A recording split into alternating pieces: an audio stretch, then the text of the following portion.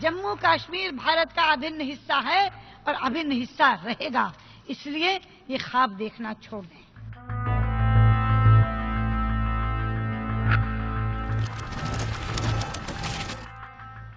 एक तो उन्होंने कहा कि मेरे देश में मानवाधिकार का उल्लंघन हो रहा है।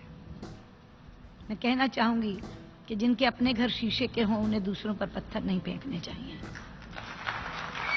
जरा एक बार बगल में झांक कर देख लें क्या हो रहा है बलूचिस्तान में, और वो खुद क्या कर रहे हैं वहां।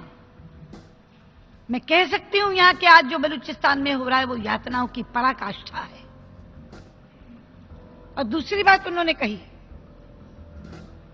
कि भारत जो शर्तें बातचीत के लिए लगा रहा है वो हमें मंजूर नहीं है। मुझे समझ नहीं रही कौन सी शर्त, किस शर्त की बात की जा रही है। हमारे शपथ ग्रहण समारोह से पहले जब हमने पाकिस्तान के प्रधानमंत्री को समारोह में आने का न्योता दिया था, आमंत्रण दिया था, तो क्या कोई शर्त रखी थी?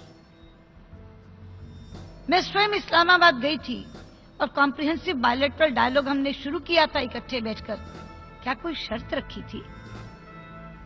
प्रधानमंत्री मोदी काबुल से दिल्ली आते हुए लाहौर उतर गए थे, कोई शर्त लगाकर गए थे क्या? ये कौन सी शर्तों की बात हो रही है? सच्चाई तो यह है अध्यक्ष जी कि शर्तों के आधार पर नहीं, मित्रता के आधार पर हमने पाकिस्तान के साथ सारे के सारे विवाद सुलझाने की पहल की थी, और मित्रता भी सहजता की तरफ जा रही थी। कभी ईद की शुभकामनाएं, कभी क्रिकेट की शुभकामनाएं, कभी स्वास्थ्य के हाल का कुशलक्षेम। हमने 2 बरस में मित्रता का वो पैमाना खड़ा किया जो उससे पहले कभी नहीं था। लेकिन हमें मिला क्या बदले में? पठानकोट, उरी, बहादुर अली।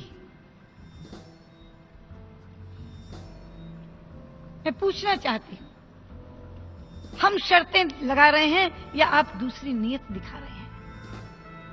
बहादुर अली तो जिंदा सबूत है हमारे पास, जिंदा, कि सीमा पार से आतंकवादी आया है, लिखित में सबूत है हमारे पास उसका। कि मैं एक चीज यहां बता दूं, अगर पाकिस्तान ये समझता है कि इस तरह की हरकतें करके या इस तरह के भड़काऊ बयान देकर वो भारत का कोई हिस्सा हमसे छीन सकता है, तो मैं पूरी दृढ़ता और स्पष्टता के साथ यहां ये कह देना चाहती हूं कि आपका ये मंसूबा कभी कामयाब नहीं होगा।